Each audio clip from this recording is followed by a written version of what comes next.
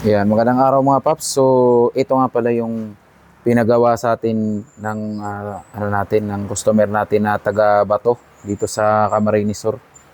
So, ito yung mga napalitan. Black. Kasi ito may gasgas na. Sigunyal bearing, tapos bumili si Paps ng second hand na sigunyal sa tropa natin. Tapos, yun, goods pa naman. Stator, ito yung ano niya. Stator niya na kumalas yung tornilyo. Tapos balancer kit. Tapos may mga iba pa tayong pinalitan, mga clutch spring, ganun. So ito yung ano niya, motor niya. Pandarin lang natin. So ito, break in pa to mga paps. Wala kasi itong push start, maano yung battery niya, mahina.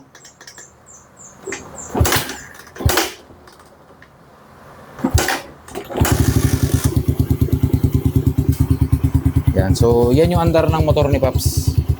Ito cold start pa to. Kaka-andar pa lang nito.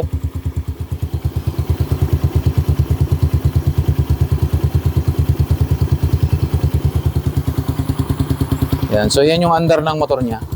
Pa natin yung pipe niya. Pipe niya kasi maingay, power pipe.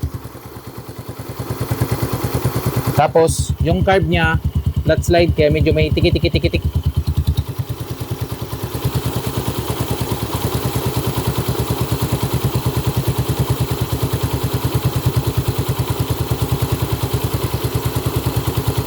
So, yan yung motor ni Paps. Bagong overhaul.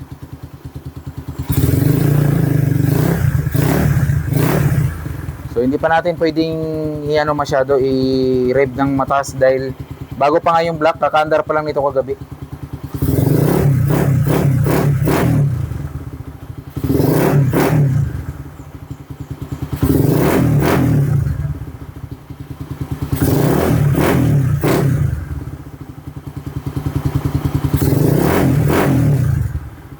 So, yan.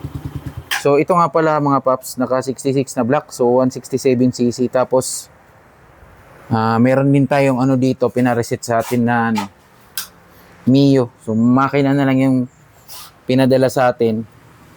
Ito naman dati na siya naka 59. Tapos, pinareset sa atin na nalaman namin na, kasi nagkakayod yung ano nito, yung camshaft. Ang nalaman namin, may problema yung oil pump. So, mahina siyang mag-akyat ng oil. Hindi naman barado yung daanan ng langis. So, ito yung daanan ng langis niya, no? Papakit. Hindi naman siya barado.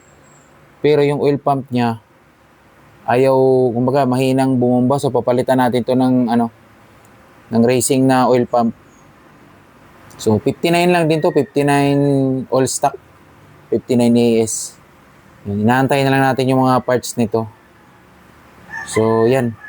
Medyo konti na lang yung ginagawa natin dito. So, yun mga paps, mga gustong magpagawa ng motor, nandyan, lalagay natin yung address natin, no? So, pandarin ulit natin to. Medyo naka-warm up na kasi, kaya one click na lang. Yan, patayin natin ulit. Naka-warm up na kasi.